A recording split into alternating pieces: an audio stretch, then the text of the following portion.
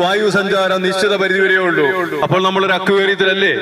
അപ്പോൾ നമ്മളെ ഇവിടെ സൃഷ്ടിച്ച് പരിപാലിക്കുന്ന ദൈവം, അപ്പൊ ആ ദൈവത്തോട് നമ്മൾ മറുതലിക്കുമ്പോൾ എത്രത്തോളം വേദന ദൈവത്തിനുണ്ടാവും. ആ വേദനയാണ് പറയുന്നത്. അവിടുന്ന് പറയുകയാണ്, ഈ ദേശത്തിനെതിരെ എനിക്കൊരു പരാതിയുണ്ട്. ദൈവം പറയുകയാണ്, ഈ ദേശത്തിനെതിരെ ഒരു പരാതിയുണ്ട്. ഏതെങ്കിലും ഒരു വംശത്തോടല്ല പറയുന്നത്, ഏതെങ്കിലും ഒരു രാഷ്ട്രത്തോടല്ല പറയുന്നത്. മനുഷ്യൻ വസിക്കുന്ന സ്ഥലത്തിനെതിരായിട്ട്, അവരുടെ ഹൃദയത്തിനെതിരായിട്ട് ഒരു പരാതി പറയുകയാണ്. എന്താണ്? ഇവിടെ വിശ്വസ്തതയും സ്നേഹവും ഇല്ലാതെയായിരിക്കുന്നു. പ്രിയമുള്ളവരെ, എന്തൊരു വേദനാജനകമായ അവസ്ഥയാണ് ദൈവം സംസാരിക്കുന്നത്. ഇവിടെ വിശ്വസ്തതയോ സ്നേഹമോ ഇല്ല. അവിടെ ആണയിടല്, കള്ളസത്യം, വ്യഭിചാരം, മോഷണം, മദ്യപാനം, മറ്റ് ഈ ദൃശ്യമായ സകല അകൃത്യങ്ങളുമാണ് അവിടെ ഉണ്ടാവുന്നത്. കൊലപാതകം ഒരു നിസാര കാര്യമായി തീർന്നിരിക്കുന്നു. കൊലപാതകം, പ്രിയമുള്ളവരെ, ഇതെല്ലാം നമ്മൾ ഇന്ന് കേട്ടുകൊണ്ടിരിക്കുന്ന ഒരു കാര്യമല്ലേ? ദൈവം പറയാണ്, ദേശം വിലപിക്കുന്നു, ദേശം വിലപിക്കുന്നു. മനുഷ്യവംശത്തിന്റെ വംശാവലി അറ്റുപോയിക്കൊണ്ടിരിക്കുന്നു. എവിടെയാണ് അപകടം ഉണ്ടായത്? എന്റെയും നിങ്ങളെ ഓരോരുത്തരുടെയും ഹൃദയത്തിലുണ്ടായ അപകടമാണ്.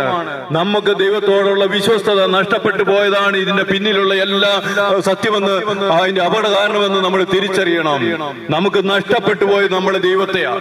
ഇതെല്ലാം ഈ ലോകത്തിൽ കാണുന്ന എല്ലാം സ്വന്തമാക്കുവാൻ വേണ്ടി ഓടി നടന്ന് വ്യഗ്രതയോടെ പോയപ്പോൾ നമ്മളെ സ്നേഹിക്കുകയും പരിപാലിക്കുകയും ചെയ്യുന്നവനെ നമ്മൾ മറന്നുപോയി.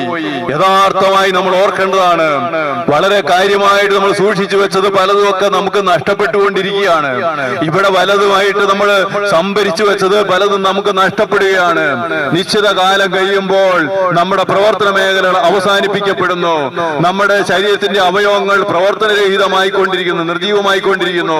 ഇതിന്റെ അടയാളം എന്താണ്? പല്ല് കൊഴിഞ്ഞു പോയിക്കൊണ്ടിരിക്കുന്നു, കാഴ്ചശക്തിയിൽ മാന്യത വരുന്നു. അതിന്റെ അടയാളം എന്താണ്?